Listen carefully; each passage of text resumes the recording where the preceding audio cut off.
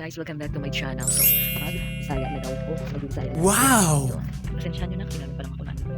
Grabe, parang gusto nila matagal nila gusto ko mag-Bisaya. Pero nag-a-adjust.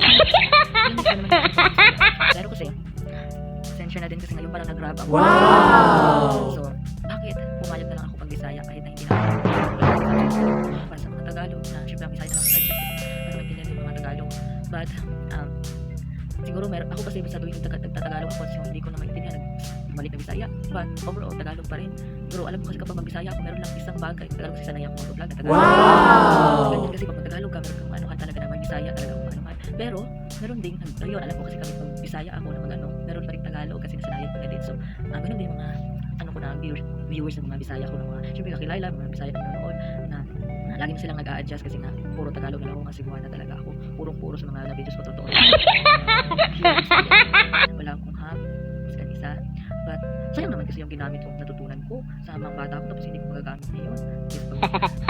So yun guys, yung rice cooker kasi ngayon pa lang ako so Bisaya na. Kaso tinood ng ano kaya sila pwede buka magtanong sa tukaran. Bukit pwede buka magtanong sa tukaran. Hindi sila magkaiba kayo. Hindi sila syempre magkapareho lang sila pwede buka magtanong sa tukaran. Lagi na sabi ng mga bukid na ulang magulayan sila. Mali. Ang syudad makatanong sila sa mga gilid sila pala.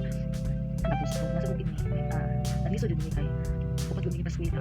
Tapos ayaw pa ko pa kaya kasi sa paswela na mo ang pinakautad daw dili siya magtanong sa mga magsapat ng silbi sa mga kahit sa ano ko na ginanggang saging nagabaligyan yung juice nagabaligyan ng hotcake pwede na pinag-uusap sa mga para mag-provide ng mga sa mga pinahanggan sa paswela sa elementarya ng mga dapat may alam na marites kung magmarites kung tarol about sa kabata ng usa at pamatuod na taga-syudad so pamatuodan na syempre marites kaya alam na naman nakabalaan sa pagkinagulo so sa pagkabitang bilaw so ako itong pagkabata is yung ano ko sa mga nag-Filipino drama mga drama na layo sa ilang parents anak kaya nakatay ng na layo din sa mga pakadarisan city ng trabaho ko papa di ba so ang ano kami nag-isa din yung pag-ibig pila so ako mama ay nakabaligyan ng nangka tapos hotcake tapos juice ginanggang para madagdagan ang mga billions for everything anak sa na siya so kailangan talaga naman siya kung nagulang ko mama gabi din ang sa mama sa mga sa papel sa papa pero kay kulang man nagkamita ko para ng mama para ma-sustain na siya namo so muna siya ang kinabuhi so bawi ang papa na diri na sa syudad makamanus na kaya para mag-uong diri na layo ang papa ko na bawi kay bata ko grade syempre kinder to grade 6 elementary layo din syempre pag ko ng grade so papa kasi nga